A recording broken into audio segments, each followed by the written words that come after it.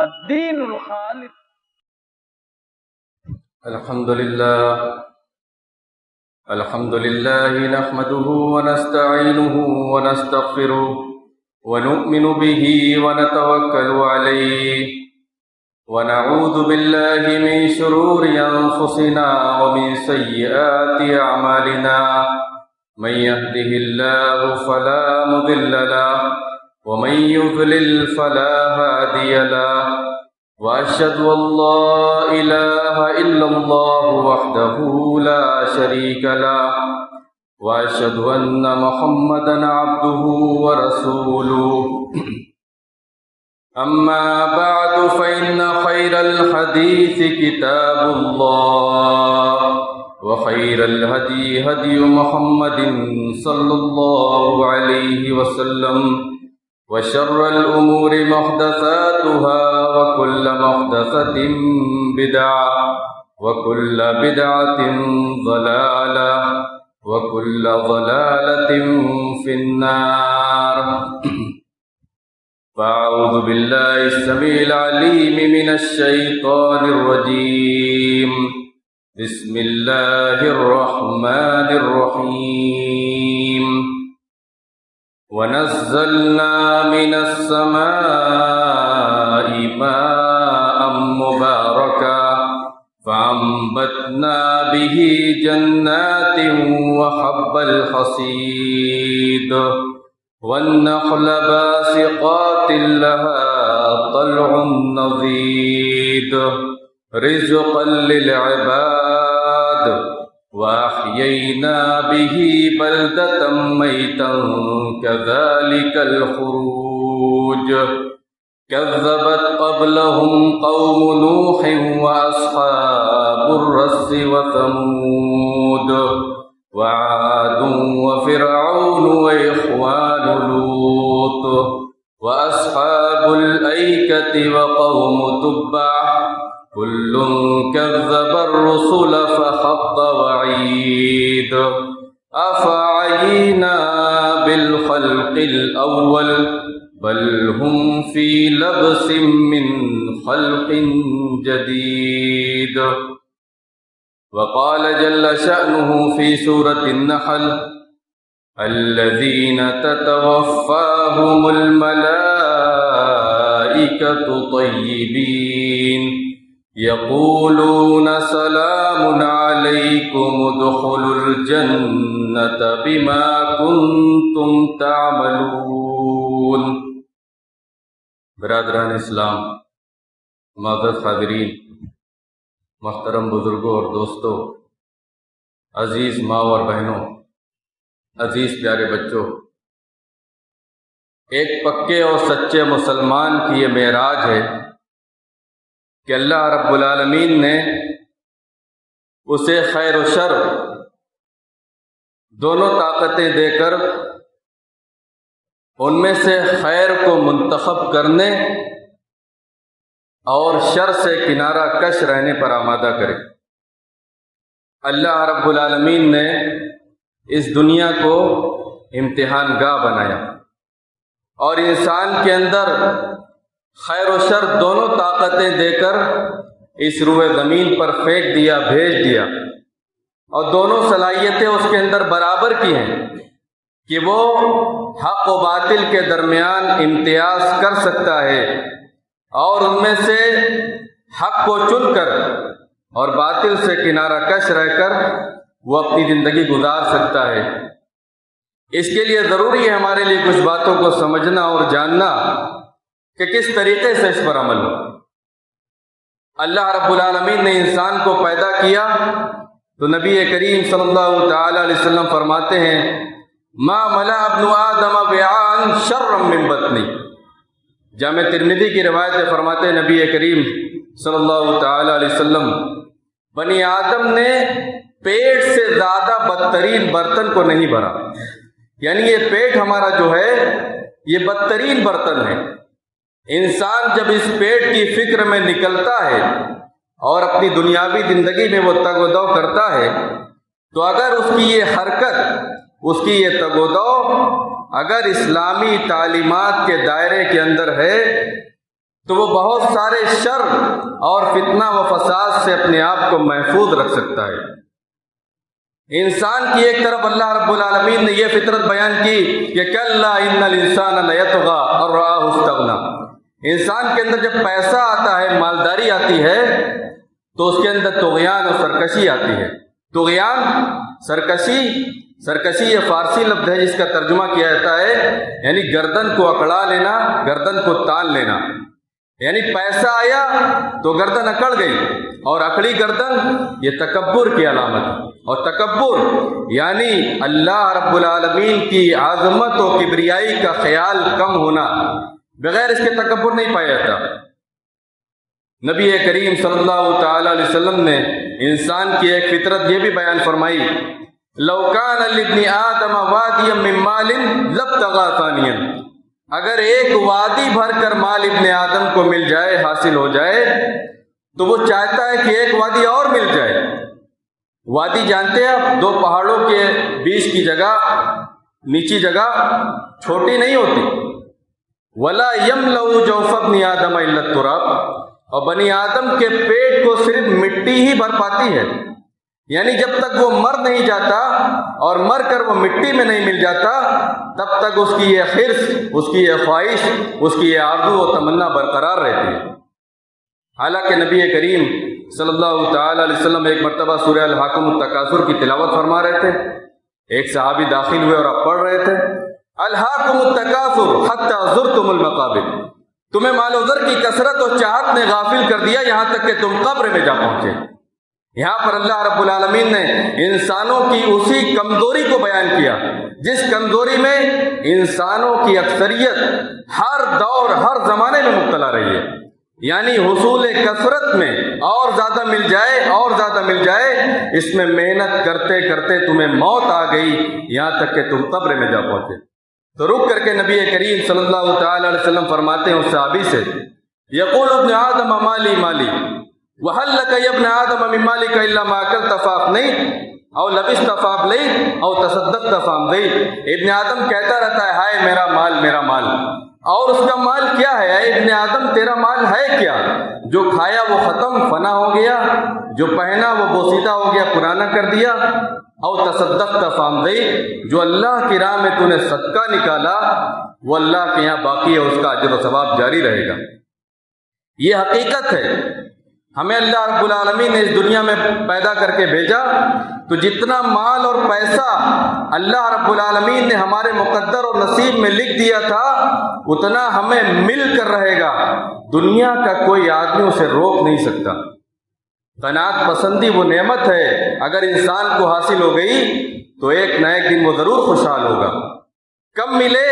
تو اس پر بھی اتنا ہی شکر اللہ رب العالمین کا ادا ہونا چاہیے جتنا کہ زیادہ ملنے پر شکر ادا ہونا چاہیے۔ اسی لیے نبی کریم صلی اللہ تعالی علیہ وسلم نے فرمایا تعرف اللہ فی الرخاء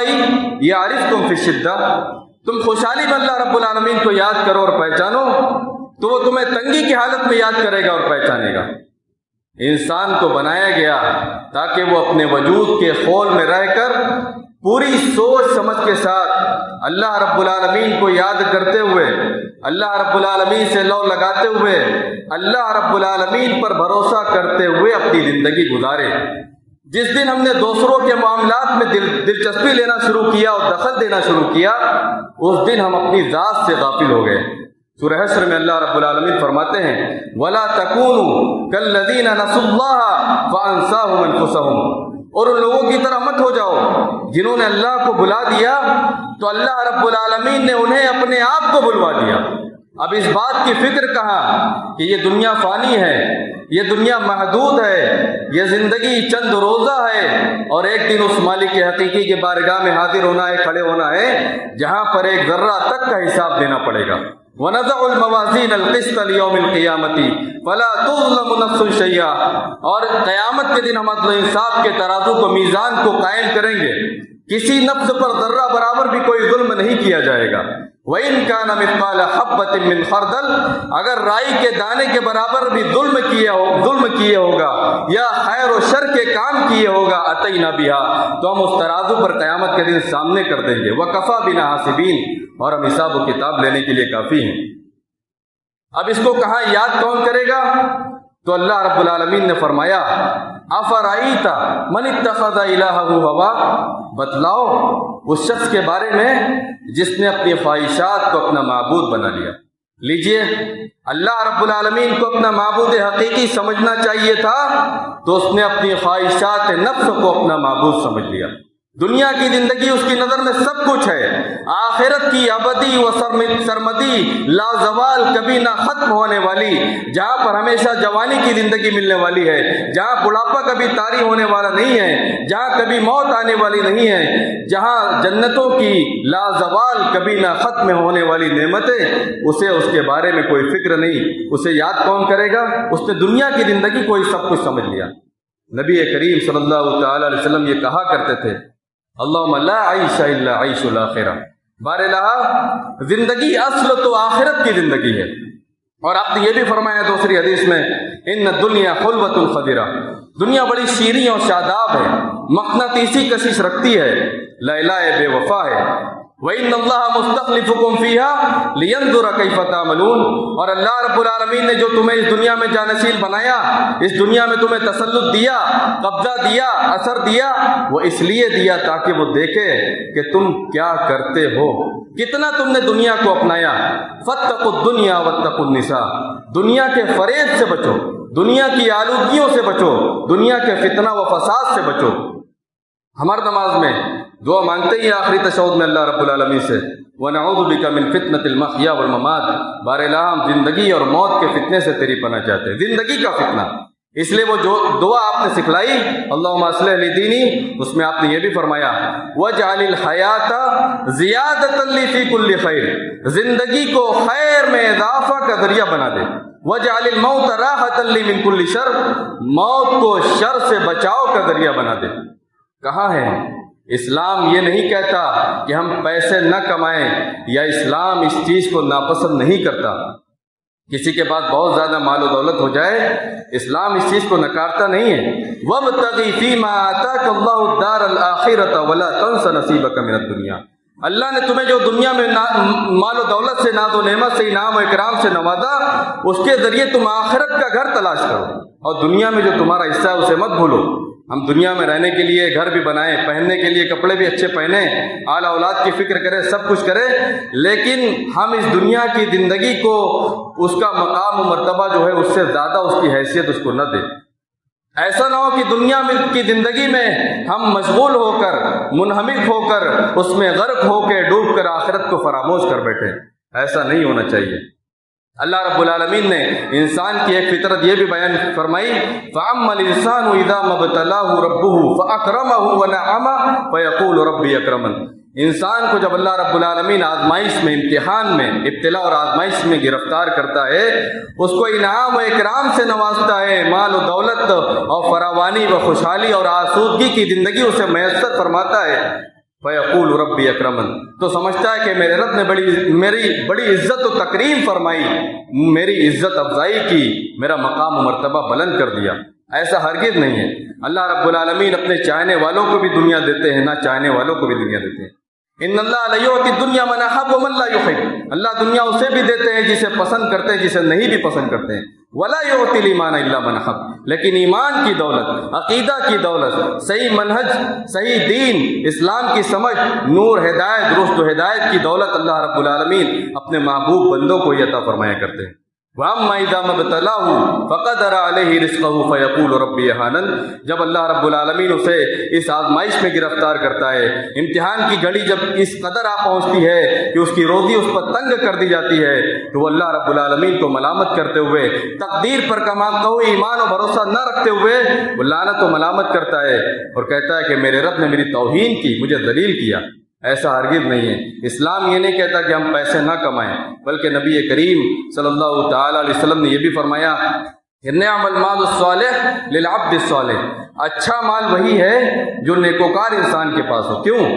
اس لیے کہ جب نیکوکار آدمی کے پاس مال ہوگا تو وہ اللہ رب العالمین کو فراموش نہیں کرے گا، وہ اللہ رب العالمین کو بھی یاد رکھے گا، اور اس کے مال میں جو اللہ رب العالمین کا حق ہے وہ اسے ادا بھی کرے گا۔ کوئی دنیا میں یہ نہ سمجھے کہ میں نے کسی کو 50,000 صدقہ دے دیا، چندہ دے دیا تو میرا اتنا کم ہو گیا۔ ما نقص مال من صدقہ، یہ نبی کریم صلی اللہ تعالی علیہ وسلم کا فرمان ہے، جامع ترمذی کی روایت ہے، صحیح روایت۔ صدقہ سے مال میں کمی نہیں ہوتی، بلکہ مسلم کی روایت میں اتنا اضافہ ہے، بل تزید ہو، بلکہ اس میں بڑھوتری ہوتی ہے، اضافہ ہوتا ہے، بڑھتا ہے۔ جیسے جوان آدمی کا خون نکال لیا جائے تھوڑا تو وہ کمی دیر تک باقی نہیں رہتی، بہت جلدی کور ہو جاتی ہے، اپنی جگہ پہ آ جاتی ہے۔ ویسے ہی مال کو اگر نیک نیتی کے ساتھ خرچ کیا جائے تو وہ کم نہیں ہوتا۔ میرے والد صاحب کے ایک عزیز جب آپ مکہ میں تھے تو برابر حج و عمرہ کرنے کے لیے آیا کرتے تھے۔ آخری مرتبہ جب وہ حج و عمرہ کرنے کے لیے گئے تو والد صاحب سے کہنے لگے کہ میں جب بھی یہاں پر آتا تھا حج و عمرہ کرنے تو اللہ رب العالمین سے روزی میں کشادگی کی دعا ضرور مانگتا تھا، اور اتنا اضافہ کیا اللہ رب العالمین نے میری روزی میں کہ مجھے خوف لاحق ہوا، ڈر لاحق ہوا کہ میں اللہ رب العالمین کی یاد سے غافل نہ ہو جاؤں۔ تو کہتے ہیں کہ میں نے اس دعا کو کرنا چھوڑ دیا۔ ایسے لوگ بھی تھے،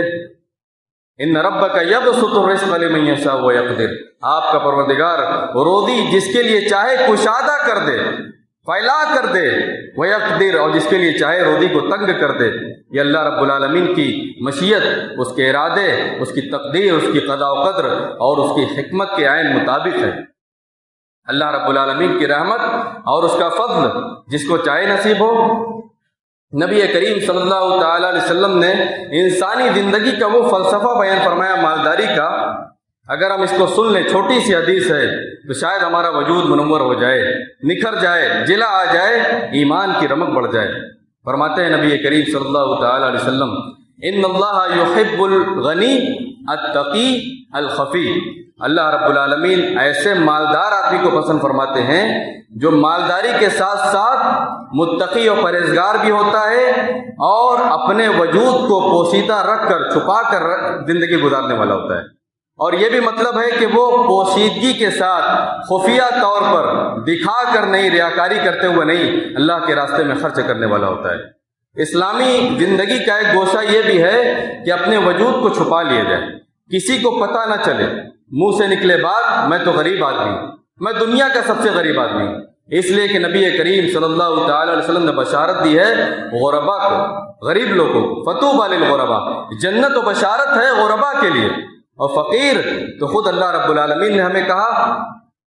یا ایھا الناس انتم الفقراء الی اللہ، سورہ فاطر میں، اے لوگو تم سب اللہ کے سامنے محتاج، اس کے فقیر ہو، واللہ هو الغنی الحمید، اللہ ہی صرف غنی اور قابل تعریف ہے۔ تو ہم غنی کیسے ہو سکتے ہیں؟ ہم پیسے والے ہو سکتے ہیں، لیکن پیسے والے ہونے کا یہ مطلب نہیں ہے کہ آدمی اپنی پیشانی پر اور اپنے سینے پر پوسٹر لگا کر نکلے اور کہے کہ ہے کوئی جو میرا مقابلہ کر سکے۔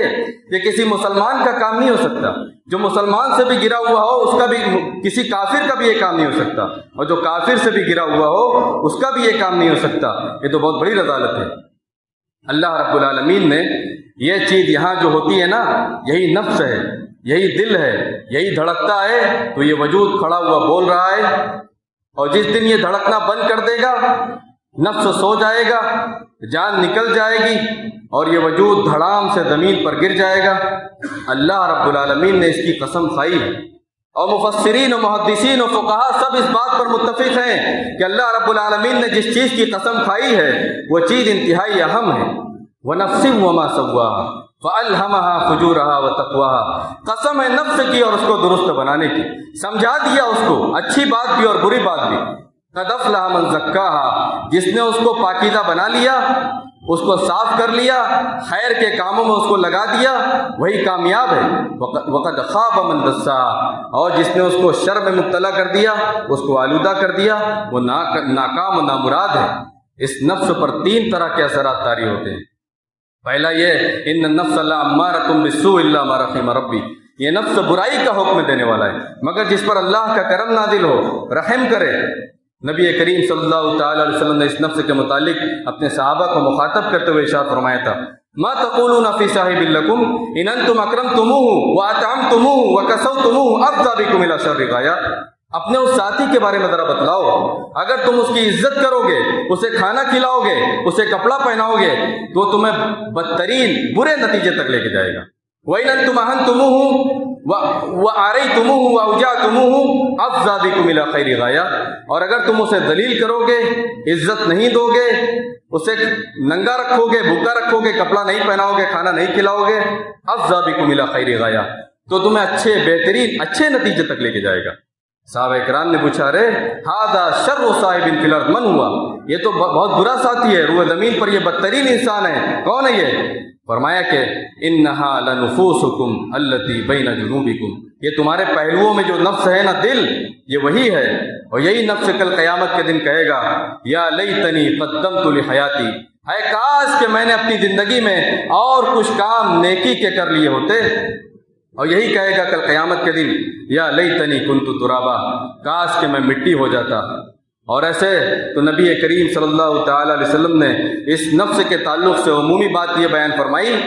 کہ ما من نفس برۃ ولا فاجرۃ الا وتلوم نفسها یوم القیامہ، کوئی بھی نفس چاہے نیک ہو یا بد، اچھا ہو یا برا، قیامت کے دن وہ اپنے آپ کو ملامت ضرور کرے گا۔ ان عملت خیرا تقول کیف لم ازدد، خیر و بلائی کے نیکی کے کام کیے ہوگا تو کہے گا کہ میں نے اور زیادہ کیوں نہیں کیا۔ وَإِنْ عَمِلَ شَرًّا قَالَ يَا لَيْتَنِي قَصَّرْتُ، اگر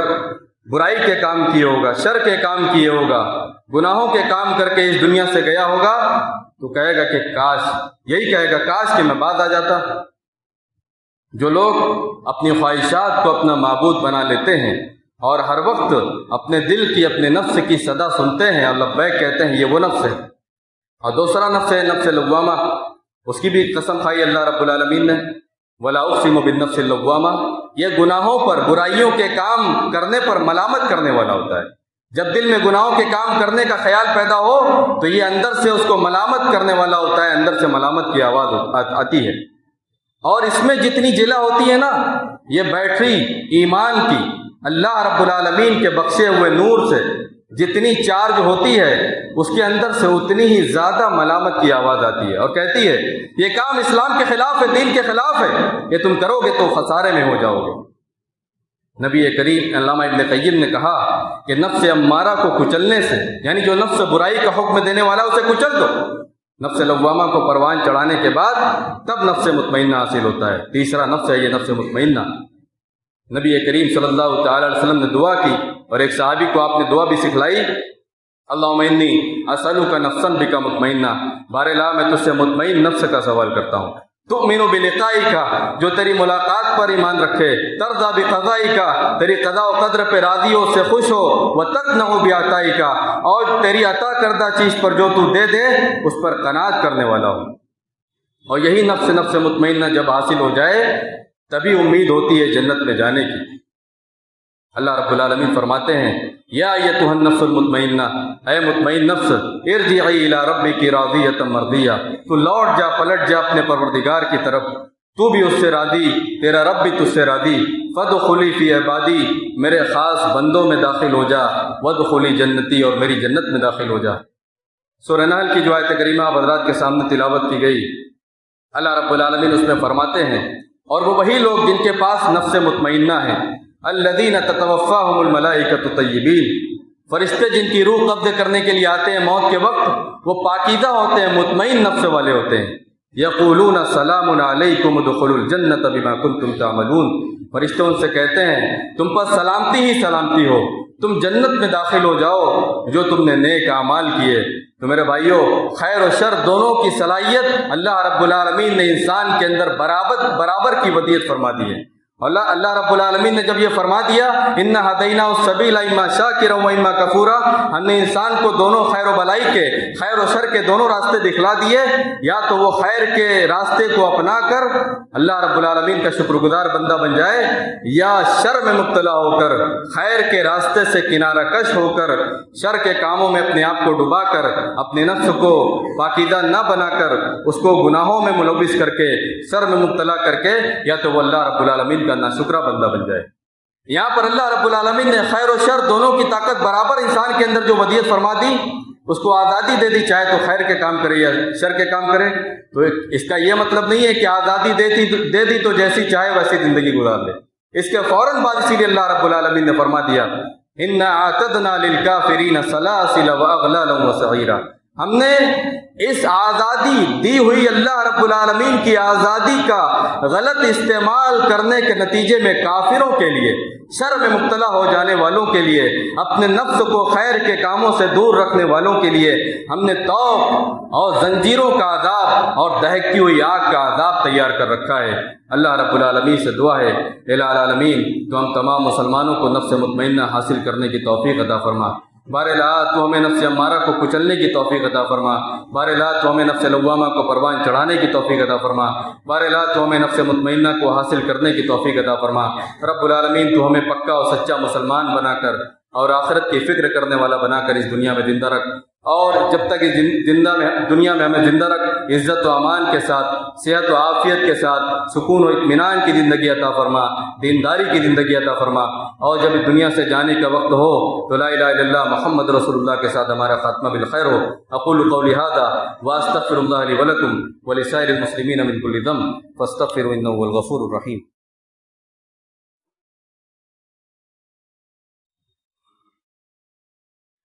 الحمد لله نحمده ونستعينه ونستغفره ونؤمن به ونتوكل عليه ونعوذ بالله من شرور أنفسنا ومن سيئات أعمالنا، من يهده الله فلا مضل له ومن يضلل فلا هادي له، وأشهد أن لا إله إلا الله وحده لا شريك له، وأشهد أن محمدا عبده ورسوله، أما بعد فأعوذ بالله السميع العليم من الشيطان الرجيم، بسم الله الرحمن الرحيم، إن الله وملائكته يصلون على النبي يا أيها الذين آمنوا صلوا عليه وسلموا تسليما، اللهم صل على محمد وعلى آل محمد كما صليت على إبراهيم وعلى آل إبراهيم إنك حميد مجيد، اللهم بارك على محمد وعلى آل محمد كما باركت على إبراهيم وعلى آل إبراهيم إنك حميد مجيد، ربنا لا تزغ قلوبنا بعد إذ هديتنا وهب لنا من لدنك رحمة إنك أنت الوهاب، اللهم أصلح لنا ديننا التي فيها عصمة أمرنا، وأصلح لنا دنيانا التي فيها معاشنا، وأصلح لنا آخرتنا التي إليها معادنا، اللهم اجعل الحياة زيادة لنا في كل خير، واجعل الموت راحة لنا من كل شر، اللهم فرج هم المهمومين ونفس كرب المكروبين واقض الدين عن المدينين واشف مرضانا ومرضى المسلمين، ربنا اغفر لنا ولإخواننا الذين سبقونا بالإيمان ولا تجعل في قلوبنا غلا للذين آمنوا ربنا إنك رؤوف رحيم، ربنا آتنا في الدنيا حسنة وفي الآخرة حسنة وقنا عذاب النار، عباد الله رحمكم الله، إن الله يأمر بالعدل والإحسان وإيتاء ذي القربى وينهى عن الفحشاء والمنكر والبغي يعظكم لعلكم تذكرون، اذكروا الله يذكركم وادعوه يستجب لكم، ولذكر الله تعالى أعلى وأولى وأعز وأجل وأكبر۔